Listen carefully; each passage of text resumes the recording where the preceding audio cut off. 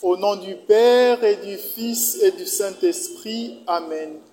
Le Seigneur soit avec vous et avec votre esprit.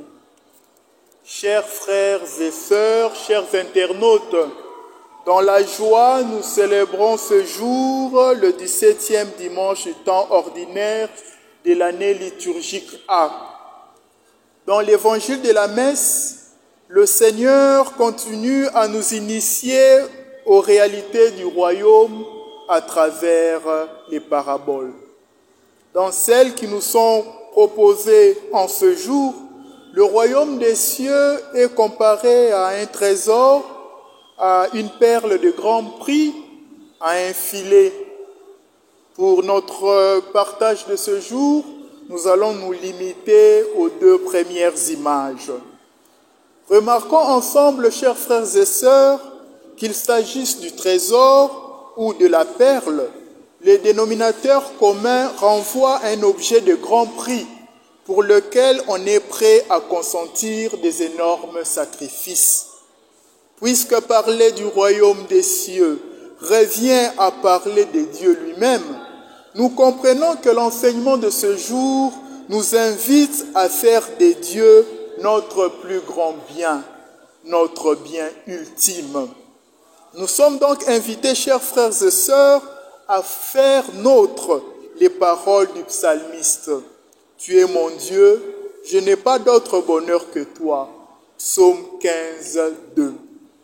Dieu doit être le trésor de notre cœur, la perle précieuse de notre vie.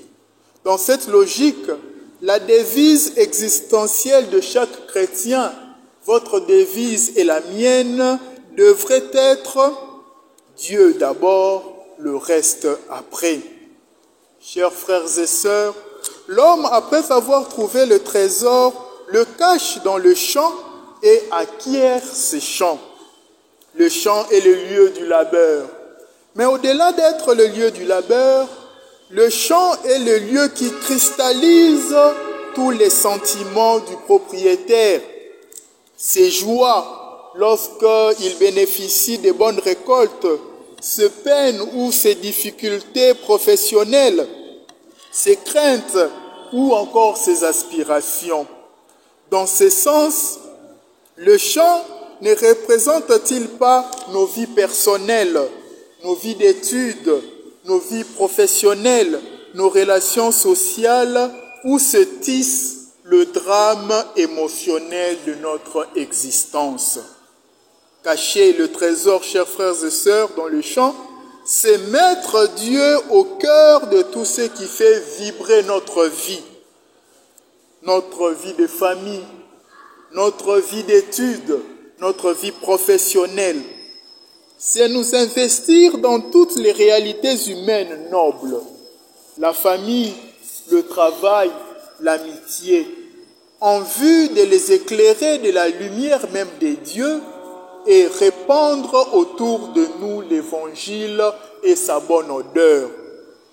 Ainsi, si nous tous, comme chrétiens, nous apprenons à cacher Dieu, à mettre Dieu au centre de notre vie, nos vies ne seront plus de simples vies, une vie de famille banale, une vie professionnelle qui ressemblerait à n'importe qui. Non.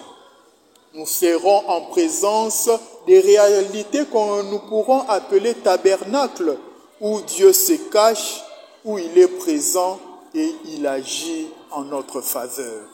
Chers frères et sœurs, chers internautes, voici ce que le Seigneur attend de vous et de moi. Voilà ce qu'il nous demande aujourd'hui, que nous apprenions à faire de lui la priorité de nos priorités, qu'il soit notre vrai trésor, le véritable trésor de notre vie, la vraie perle que nous cherchons.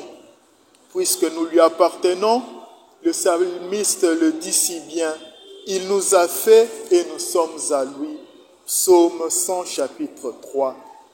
Que le Seigneur soit notre premier amour, notre seule richesse, et en le plaçant au centre de tout ce que nous avons et de tout ce que nous sommes, nous allons conférer à tout ce qui touche à notre vie un élan nouveau, un dynamisme divin.